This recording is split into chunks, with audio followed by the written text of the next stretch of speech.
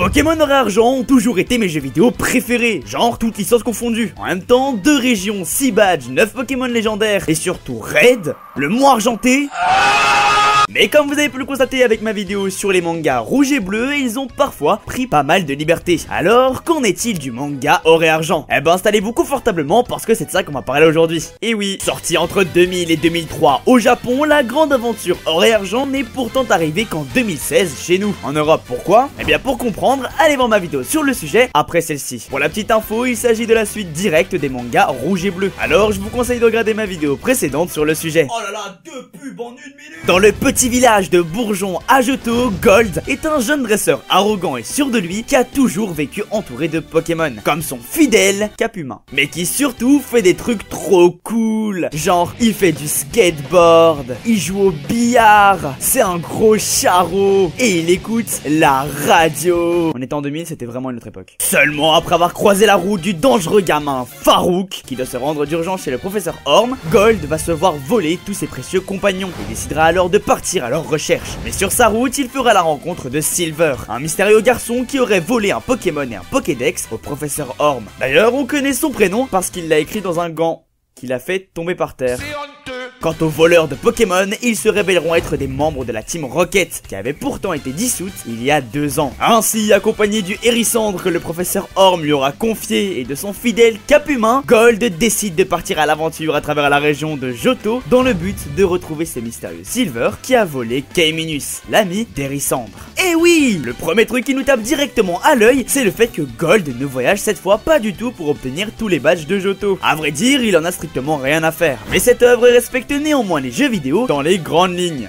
Mais genre dans les très grandes lignes. Et s'il y a bien une nouveauté que la 2G a ramené avec elle, c'est bien le choix du sexe de son personnage. C'est la raison pour laquelle vous suivrez aussi les aventures de Crystal, une jeune fille spécialisée dans la capture de Pokémon qui a été choisie par le professeur Shen pour remplir le Pokédex de Johto. Seulement après avoir croisé la route d'un mystérieux Pokémon à l'allure cristalline, elle voyagera avec l'idée en tête de le revoir et de le capturer. Et il ira pas de main morte, hein, il l'a quand même poussé du 7ème étage de la tour Carillon. Bon, d'ailleurs Kayminus étant chez Silver et Hérissandre chez Gold, c'est donc tout naturellement que Crystal se retrouve en possession de Germignon. Et même elle le voulait pas à la base, comme quoi. Mais la particularité de Crystal ne s'arrête pas là, puisqu'elle est spécialisée dans la capture, certes, mais avec ses pieds. Enfant, elle a voulu explorer des montagnes pour capturer de nouveaux Pokémon. Ne se doutant pas du danger, elle se fit attaquer par un arcanin sauvage qui la fit tomber de très très haut, se fracturant ainsi les 2 bras. Et ce n'est pas la seule à avoir son propre style de capture. Gold par exemple lance ses Pokéballs avec sa queue de billard. D'ailleurs, tant qu'on parle de lui, il reçoit de la part du professeur un mystérieux Pokémon. Pourquoi? Eh bien parce que personne n'a jamais assisté à la naissance d'un Pokémon.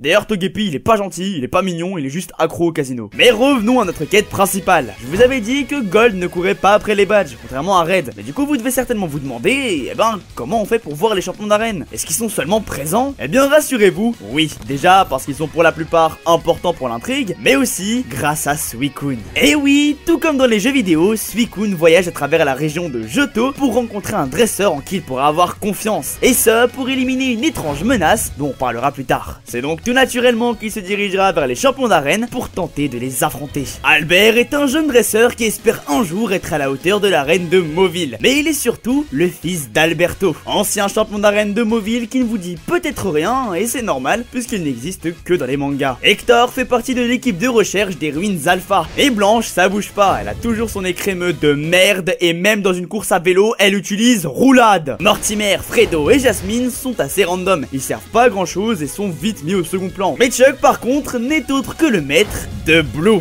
Et oui, dans ce manga, Blue a passé son enfance à s'entraîner avec Chuck pour devenir un dresseur digne de ce nom. Quant à Sandra, eh bien, elle n'est absolument pas liée à Peter, qui est en soi normal quand on connaît la tournure qu'a pris Peter dans les mangas rouge et bleu. Néanmoins, aucun d'entre eux n'arrivera à être à la hauteur du trio légendaire. Du moins, c'était avant de faire la rencontre des champions de Kanto. Et oui, ils sont tous de retour, accompagnés parfois de quelques petits changements. Et c'est ainsi auprès d'Ondine, Auguste et le Major Bob, Kentei, Raikou et Suicune trouveront leur bonheur. Oui, vous ne rêvez pas, c'est bien le 2ème légendaire d'Auguste. Mais là, c'est assez différent, puisqu'il voit en Entei le moyen de soigner le profond mal qui le ronge. Disons que c'est pas si grave vu qu'il a relâché Mewtwo. Oh, c'est facile ça. Et Giovanni dans tout ça, c'est vrai ça. Dans les jeux vidéo, il a préféré disparaître pour reprendre son apprentissage de zéro, et ainsi fonder une nouvelle Team Rocket. Rocket. Mais surtout, on apprenait qu'il n'était nul autre que le père de Silver, qui le déteste car il en a toujours voulu d'avoir tout abandonné après sa défaite contre Red. Eh bien ici, pas du tout. Aucun lien de parenté. Enfin, on sait pas trop. Le seul lien que Silver a avec quelqu'un, c'est avec Green. En effet, lorsqu'ils étaient encore de simples enfants, Green et Silver ont été kidnappés et séparés de leur famille par un gigantesque Pokémon oiseau, avant d'être élevés par la Team Rocket pour en faire des dresseurs d'élite, créant ainsi chez Green une peur irrationnelle des Pokémon de type vol. Malheureusement, des 6 enfants qui ont été capturés, seuls 2 ont réussi à s'enfuir, et on pouvait par exemple retrouver parmi eux Marion et Clément du Conseil 4 d'Or et Argent. Et la Team Rocket dans tout ça, parlons-en. Dans les jeux vidéo, elle tentait tant bien que mal de faire son grand retour avec le célèbre incident de la tour radio de Doublonville, tentative désespérée de contacter Giovanni qui se soldera par un échec.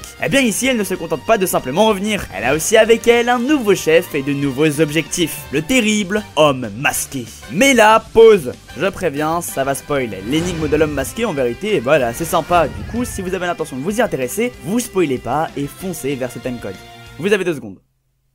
C'est bon! Petit à petit, toutes les pistes nous mèneront à penser que parmi les 16 champions d'arène se cache un traître. Il se révélera être nul autre que le vieux Fredo. Et oui, lorsqu'il n'était encore qu'un jeune chercheur, Fredo assista impuissant à la mort de 2 Loclas, laissant derrière eux leur enfant seul. Sans vouloir de n'avoir rien pu faire pour eux, il se fit alors la promesse de trouver un moyen de remonter le temps pour réparer cette erreur, ce qui le conduira à s'emparer du pouvoir du Pokémon temporel, Celebi, grâce à la GS Ball. Et c'est pas tout, il sera aussi accompagné de Ho-Oh et Lugia qu'il a réussi à contrôler. Du moins, c'était sans compter sur l'alliance de tous nos héros, mais aussi des 246 premiers Pokémon qui permirent à Gold et son nouvel ami Pichu, qui peut voler, de venir à bout de Fredo. Tout est bien qui finit bien. Green a vaincu sa peur des Pokémon oiseaux en capturant Elector, Sulfura et Hardicotin. Blue est devenu le nouveau champion d'arène de Jadiel. Crystal a complété le Pokédex de Johto. Et Silver a pris sa revanche contre la Team Rocket. Quant à Red, qui était parti au Mont Argenté pour devenir plus fort, son entraînement est loin d'être terminé, puisqu'il semble maintenant avoir rencontré un nouveau dresseur avec qui entretenir une rivalité. Bref, vous l'aurez remarqué, ces mangas sont une nouvelle fois remplis de surprises, et il est parfois assez intéressant de voir à quel point ils ont su s'adapter aux nouveautés de la 2G. Mais cette grande aventure est loin d'être terminée, puisque quelque part dans la région d'Owen, un jeune homme du nom de Ruby s'apprête à faire la rencontre qui va changer sa vie. Sur ce, on a dépassé les 4K, je suis content, au revoir.